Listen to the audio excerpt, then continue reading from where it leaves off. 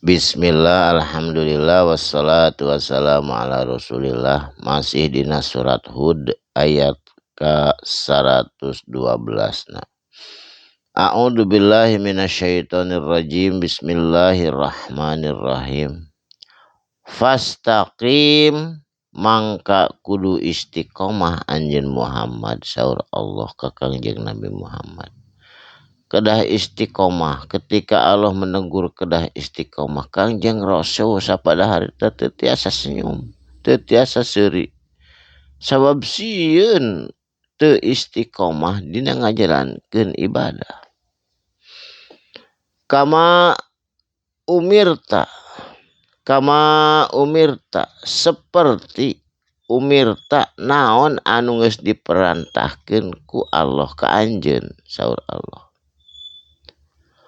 Wa ma taba jeung sing saha mana taba anu tobat ma'aka sartana anjeun Muhammad. Jadi wa ma taba sing saha anu tobat ma'aka sartana anjeun Muhammad.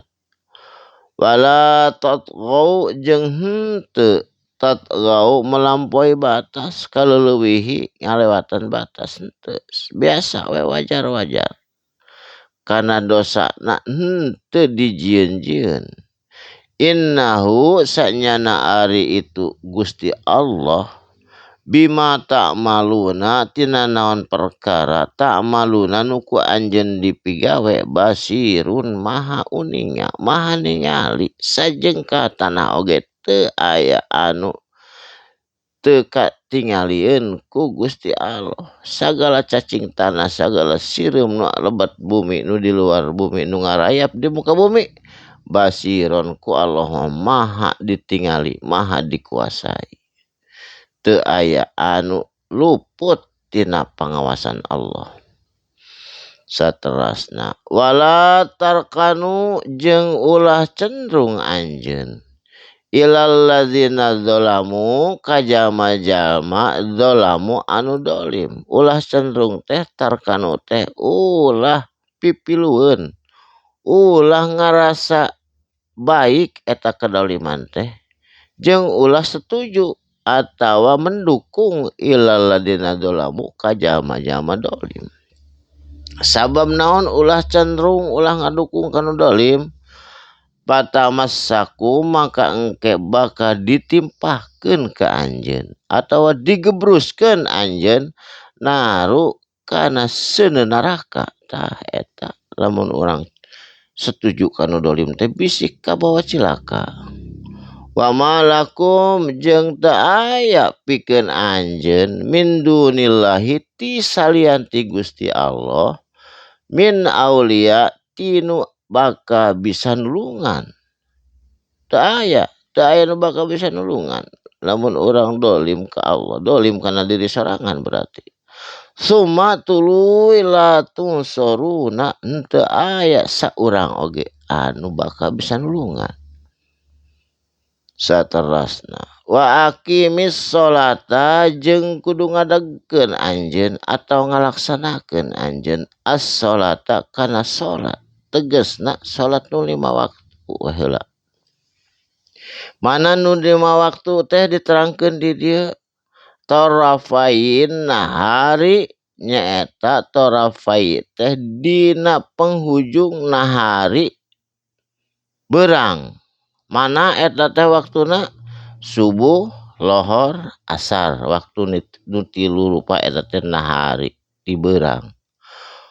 Wa zulfan jeung sebagean minalail ti peuting nyaeta magrib jeung isya.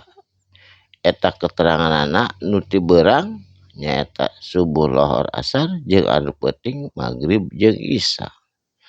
Inna hasanati sanyana ari berbuat baik, jika sudah melakukan sholat terus berbuat baik, eta teh yudhibna bakal ngahapuskeun sayiati tina perbuatan buruk. Jadi berbuat baik mah jadi protek atau jadi benteng jang urang tina kejahatan. Sabab inna sholata tanha anil fahsa iwal mungkar, eta keterangan nu sanes. Zalika ari itu kejadian salat jeung kebaikan dikro eta teh peringatan ti Allah lidzakirin pikeun jama-jama anu berpikir. Wasbir maka kudu sabar anjeun, sabar ngahadapi naon berbuat baik ge da kedah sabar sabab seueur penghalangna, apalagi berbuat jahat eta ge seueur anu sok ngahucu-hucuna. Fa innallaha sanyana ari Gusti Allah la yudi'u moal ngamomorekeun moal nyia-nyiakeun ajarol muhsinin ka jalma-jalma, pahala ka jalma-jalma atawa ganjaran ka jalma-jalma muhsinin anu selalu berbuat baik. Jadi kudu sabar berbuat baik, berbuat baik teh sabab henteu setiap kebaikan diterima di sisi masyarakat.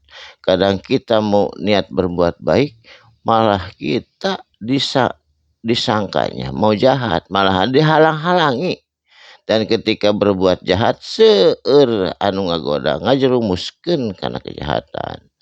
Mudah-mudahan orang terhindar tina kejahatan, tina kadoliman, tina penipuan, tina judi online jeung sajabana. Barakallahu li wa lakum, mugi aya manfaat dinten ieu. Sadaqallahul azim. Wassalamualaikum warahmatullahi wabarakatuh.